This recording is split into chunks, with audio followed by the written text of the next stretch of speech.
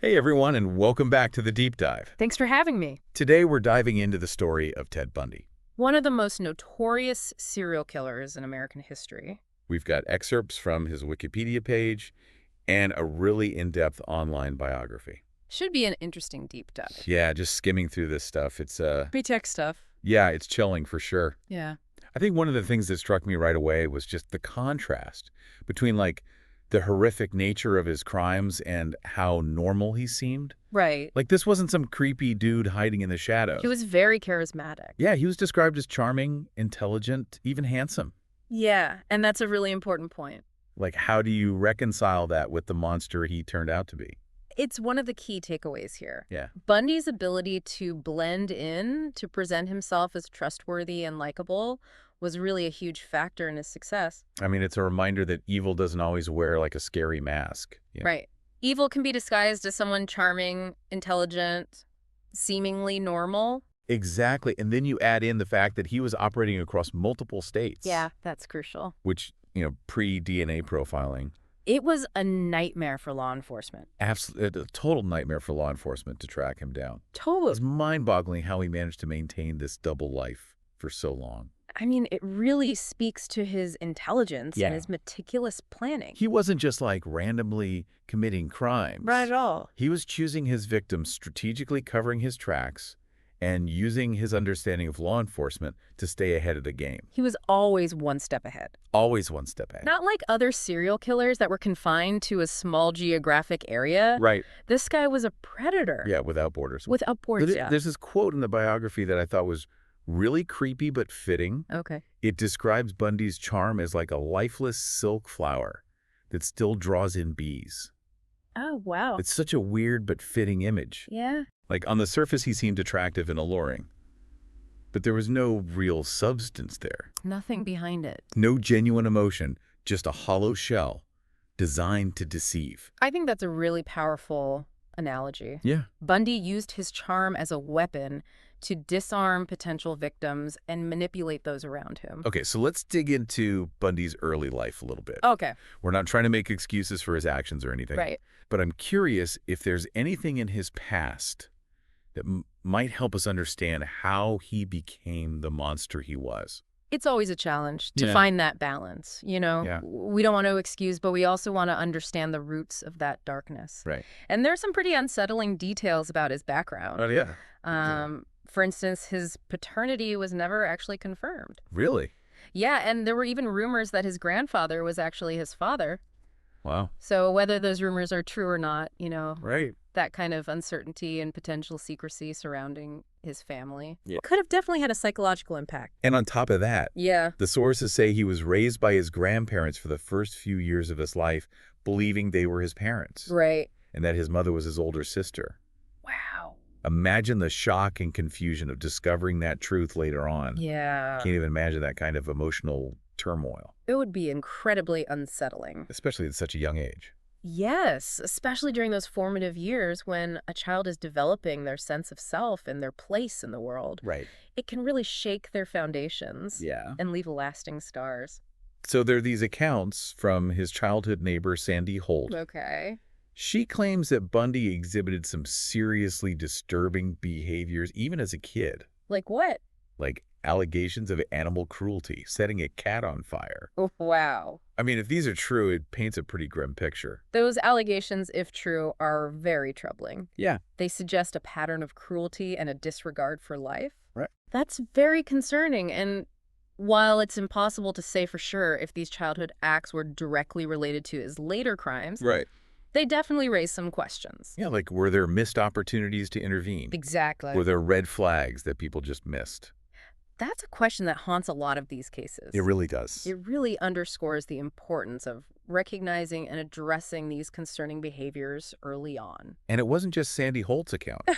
There are also claims that Bundy would lure younger kids into the woods Oh, gosh. and terrorize them, Wow. even building makeshift traps to try and injure them. That's chilling. It's just chilling. Yeah. The sources also mention a significant breakup that Bundy had with his college sweetheart, Diane Edwards. Okay. Apparently, a lot of his victims resembled her, Oh, really? both in looks and background. Hmm. Do you think there could be a connection there? It's definitely possible. Yeah. Bundy denied that his crimes were motivated by this relationship. But some experts believe that the rejection could have been a major trigger for him. Yeah. It's possible he was seeking out victims who reminded him of Edwards Right. or embodied qualities that he associated with her. So the Wikipedia page goes into some detail about the various diagnoses that Bundy received over the years. Right. What was the final consensus on his mental state? Well, the diagnosis that most experts settled on was antisocial personality disorder, or ASPD. So how does that help us understand his actions? Well, think of it this way. Yeah. People with ASPD can understand the difference between right and wrong, Okay. but they lack empathy and remorse. Oh, wow. They often display manipulative and impulsive behavior and have a real disregard for the consequences of their actions. It's interesting because there's that really chilling quote from Bundy where he said that guilt doesn't solve anything. Right. It's like he completely lacked the capacity for genuine remorse. Yeah, that statement is very telling. Yeah. It really reflects a core element of ASPD. They lack the emotional depth that typically accompanies those feelings. So while they might understand guilt intellectually, they don't feel it. Emotionally. Emotionally. That's really disturbing. It is. There's also this bizarre anecdote from his great aunt. Okay. She described witnessing this sudden drastic personality shift in Bundy when he was a young man. Oh. She said it was like he turned into another unrecognizable person. Wow. What could explain that? It's tough to say for certain without more context. All right. It could have been a dissociative episode. Okay. Or maybe a calculated act of manipulation. Yeah. It's worth noting that some experts have raised the possibility of a dissociative disorder. Okay. But that's a very complex and controversial topic. Well, let's talk about how Bundy actually carried out his crimes. Okay. What really struck me was how organized and calculated his methods became over time. Right. It wasn't just brute force. Yeah. There was a real strategy to it. That's one of the things that makes Bundy's case so fascinating. Yeah. And frankly terrifying. Yeah. He understood how law enforcement operated. Right. Which allowed him to carefully plan his attacks. Right. Choose his victims. And minimize evidence. The sources detail some of the ruses he used to lure his victims. Okay. He'd fake injuries, pretend to be an authority figure. Oh, wow. You won't believe this. Yeah. He even used the name Richard Burton Fire Department in Florida. Wow. It's like he was reading from a handbook on deception. Those tactics highlight his manipulative nature. Yeah. And his understanding of human psychology. Right. He preyed on people's good intentions. Right. Exploiting their willingness to help someone in need. Yeah. The Richard Burton persona. It's scary. It's a chilling example of how he used deception to gain trust and disarm potential victims. It wasn't just the ruses either. Okay. His choice of weapons was also deliberate. Oh, really? Yeah. He favored blunt force and strangulation. Quiet methods that were less messy, less likely to attract attention, Right. and left minimal forensic evidence. It shows a real awareness of how to cover his tracks. He was very smart. Very smart. His understanding of forensic science, which he picked up partly from his interest in law enforcement, Right. allowed him to choose methods that made it really hard for investigators to connect him to the crimes. It's almost as if he was studying how to commit the perfect crime. Almost. But then in Florida, Yeah. his crimes seemed to become more brutal, more impulsive. Right. Why the shift? That shift in behavior is interesting. Yeah. It could be attributed to the increasing pressure he was under as a fugitive. Right. The stress, the fear of being caught might have eroded his self-control, Yeah. leading to a more reckless approach.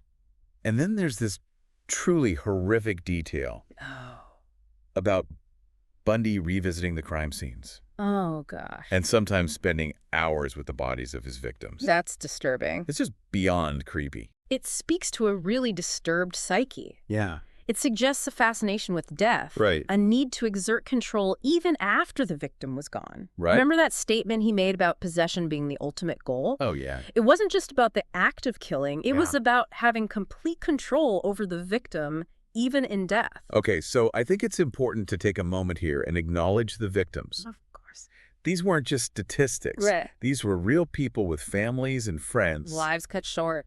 Lives that were tragically cut short. Absolutely. The human cost of Bundy's actions is immeasurable. Each of these women Right. was an individual with hopes and dreams. Yeah. And they had loved ones who were left Devastated. Devastated by their loss. By their loss. It stated that he confessed to 30 murders. Right. But there are estimates that are as high as 100 or more. That discrepancy just highlights how difficult it is to track serial killers. Yeah. Especially back then, before DNA profiling was widespread. It's a sobering thought. It really is. And to really grasp the human cost of Bundy's actions. Yeah. Let's look at a few specific cases. Yeah. Linda Ann Healy, for instance, was taken from her bed in the middle of the night. Oh, gosh. Can you imagine the terror of that? That's awful. The vulnerability of being attacked in your own home? It's where you should feel safest. Exactly the place where you should feel the safest. Healy's abduction really highlights the seemingly random nature of Bundy's early crimes. Yeah, it must have created a climate of fear in the community. Absolutely. You know, as young women realized that nowhere was truly safe. Nowhere. Then there's Melissa Smith. Okay. Who was brutally beaten with a crowbar. Oh my gosh. The sheer violence of that attack. I can't even imagine. It's hard to even fathom. Smith's case is a stark reminder of the level of brutality Bundy was capable of. And then there's Lynette Culver. Yes. Just 12 years old? That's heartbreaking. The youngest confirmed victim. Culver's case is especially disturbing because it really shatters any notion that his crimes were limited to a certain age group or demographic. Right. It reminds us that predators like Bundy don't discriminate. Right. They can target anyone. Anyone. Regardless of age or background? Regardless of age or background. Thankfully, he was eventually caught. Right. It's a relief to know his reign of terror ended. Absolutely. But I can't help but wonder how he managed to evade capture for so long. It's a good question. Yeah. His arrest was definitely a turning point. It was. But it raises questions about the factors that allowed him to operate undetected for so long. I have to say, the story of his first arrest in Utah is almost comical. Oh, really? Yeah, he was pulled over for a minor traffic violation and then took off running. He ran? Yeah, when the officer saw suspicious items in his car. Oh, wow. It's like something out of a movie. It really is. It's crazy. That incident really speaks volumes about Bundy's impulsiveness and that growing recklessness as his crimes escalated. And then you have Elizabeth Klopfer's girlfriend. Right. This is wild. What? She suspected him. Really? And went to the police multiple times. Wow. It's ironic that her tips eventually helped lead to his arrest. Yeah. Even though the police initially dismissed her concerns. Klopfer's story is fascinating. It is. She was both a victim of his manipulation and a key figure in his downfall. Yeah.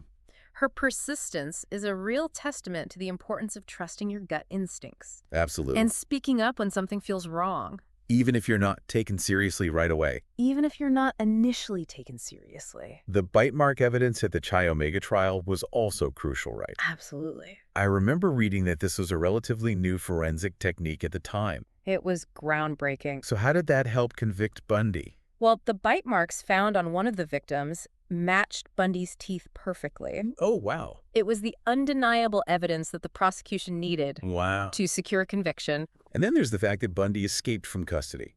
Not once, but twice. Not once, but twice. The second time while representing himself on murder charges. That's crazy. It's unbelievable. Talk about audacity. I know. I mean, how is that even possible? Those escapes show Bundy's cunning. Right. And his ability to exploit weaknesses in the system. He was a master manipulator with an unwavering belief in his ability to outsmart authorities. It also speaks to his complete disregard for the legal system. Absolutely. And the lives he had taken. Yeah. Okay. I need to catch my breath here. It's a lot. This is a lot to process. It is. Bundy's case is both fascinating and deeply unsettling. It is. It's a glimpse into the mind of a truly dangerous individual. It is. But it's also a reminder of the importance of vigilance, awareness, and the pursuit of justice. Absolutely. Okay, so let's talk about Bundy's time on death row. Okay.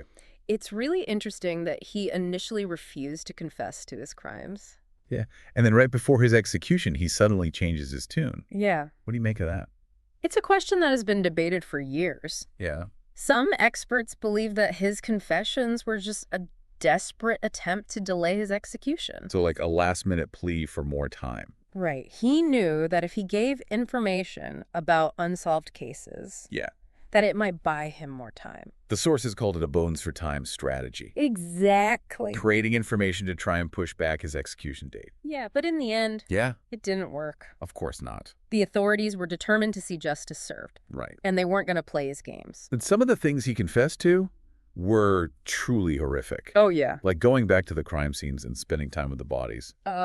It's just awful. It's beyond creepy. Those confessions were bone-chilling. Yeah. They really confirmed what investigators had suspected all along. What's that? That his crimes were not just about killing, but about possessing and controlling his victims. Even after they were gone. Even in death. It all comes back to that disturbing theme of possession. Yes, exactly. And then there was that controversial interview he did with James Dobson. Right. Where he tried to blame pornography for his actions. Oh, yeah. Most people saw that as a pretty desperate attempt to shift blame. Right, to avoid taking responsibility for what he had done. Yeah. It's a claim that's been widely disputed. Yeah. Most experts believe that Bundy trying to link pornography to his violence was just another manipulative tactic, a way to deflect responsibility. Right. And maybe appeal to Dobson's more conservative audience. Yeah, like trying to find an external scapegoat for his own internal darkness. Exactly. And he said some pretty disturbing things in that interview. Oh, yeah, like what?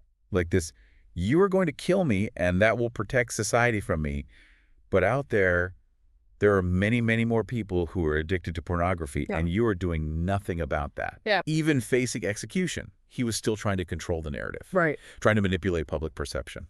That statement really captures Bundy's manipulative nature. Yeah. Even in his final moments, he was seeking to deflect responsibility. Right. To paint himself as a victim of circumstance rather than the perpetrator of these horrific acts. So, after diving deep into Bundy's life and crimes, what are your big takeaways? Well, first and foremost, Bundy's case is a stark reminder that even seemingly ordinary people can have this dark potential inside them. Right. He was able to blend in, to appear charming and harmless, while hiding this deep capacity for violence. It's a scary thought. It really is. It makes you question your own judgment. Yeah, it does. Like, did you really ever truly know someone? It's hard to say. It also makes you think about the importance of trusting your gut instincts. Absolutely. Like Elizabeth Clubford did. Right. She sensed something was off with Bundy. Yes, but she was initially dismissed by those around her. Imagine if they had listened to her sooner. It's a tragic thought. It is. But her story really highlights the importance of trusting your intuition. Yeah. Speaking up when you suspect something's wrong. Even if you're met with doubt. Even if you're doubted. What about law enforcement? Yeah. Were there any missteps or missed opportunities in their investigation? Well, Bundy's case definitely exposed some of the limitations of law enforcement at the time. How so? Particularly when it came to communication and coordination between different jurisdictions. Right. His ability to move across state lines and evade capture for so long really underscored the need for better information sharing and collaboration among law enforcement agencies. So his case actually led to some positive changes in how these types of crimes are investigated. In a way, yes. That's interesting. As horrific as they were, Bundy's crimes forced law enforcement to adapt and improve their methods.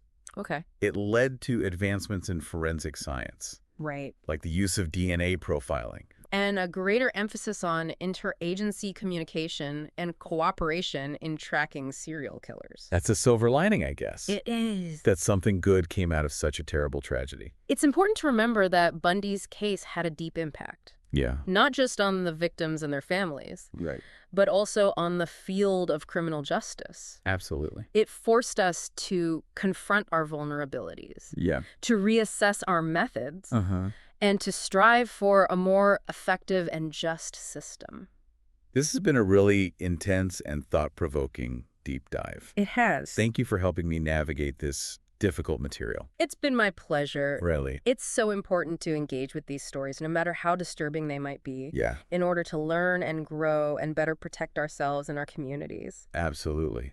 So we've really gone in depth on Ted Bundy. We have. From his troubled childhood to his very meticulously planned crimes. His incredible escapes. Those chilling confessions from death row. It's a fascinating case. It really is. And he's such a captivating yet horrifying figure. He is. But one question that I keep coming back to is, what was the lasting impact of this case? That's a good question. Like, how did it change how we view crime and justice and even ourselves. Bundy's case really had a ripple effect. It did. It went way beyond just his victims and their families. Right. It really forced law enforcement to reevaluate their methods, Yeah. which led to some major advancements in forensic science. Like DNA profiling. Like DNA profiling, exactly, Yeah. which has completely changed how we solve crimes. It's crazy to think that something good could come from something so horrific. It is a bit of a paradox. Yeah. But Bundy's case, as terrible as it was a catalyst for progress. Yeah. It exposed these weaknesses in the system. Right. And prompted those advancements in forensics. Right. And also a greater emphasis on communication and cooperation between agencies. Exactly. So could you talk a little bit more about those specific advancements? Sure. What exactly changed because of the Bundy case? Well, one of the biggest developments was the use of DNA profiling. Right. Remember, this was before DNA was routinely used in investigations. It's amazing how far forensic science has come since then. It really is. And it's reassuring to know that some of those advancements came from the Bundy case. Absolutely. His crimes, although horrific, really pushed the field of forensic science forward. And helped develop tools and techniques that we still benefit from today. We do.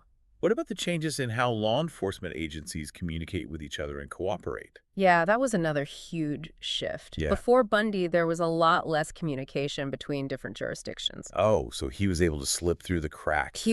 He took advantage of those gaps. Moving from state to state. Exactly, staying ahead of the authorities. Wow. But his case showed everyone that they needed to be better at sharing information. Right. And that they needed a more coordinated approach. Yeah, to catch these criminals. Especially the ones that cross state lines. Right, it seems like common sense now. It does. But back then, that was a real blind spot. It was, and Bundy forced them to confront it. Yeah. To develop better systems for sharing information and working together. Okay, so we've talked about the advancements in forensics and the better communication between law enforcement.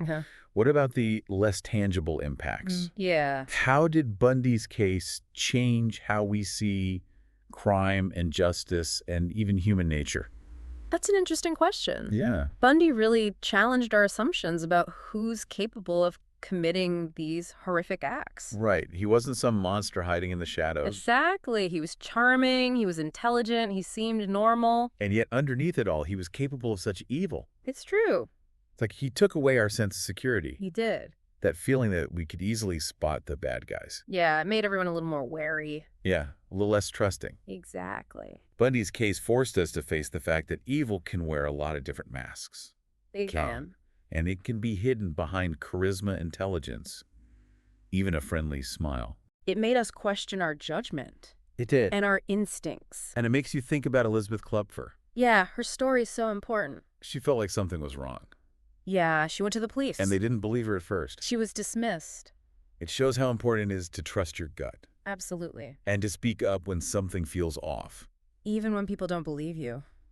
Klupfer's story is a reminder that we need to watch out for each other. Yes. To support victims and to hold those who do wrong accountable for their actions. Oh, I agree. It's also a reminder that we can't just rely on appearances. Right. We have to look deeper. Question our assumptions. And trust our intuition. Exactly. Bundy showed us that we can't always identify evil just by looking at someone. He taught us that darkness can be hidden in plain sight. Wow. Looking back on everything we've talked about. Yeah. It's clear that Bundy's legacy is complicated. It is.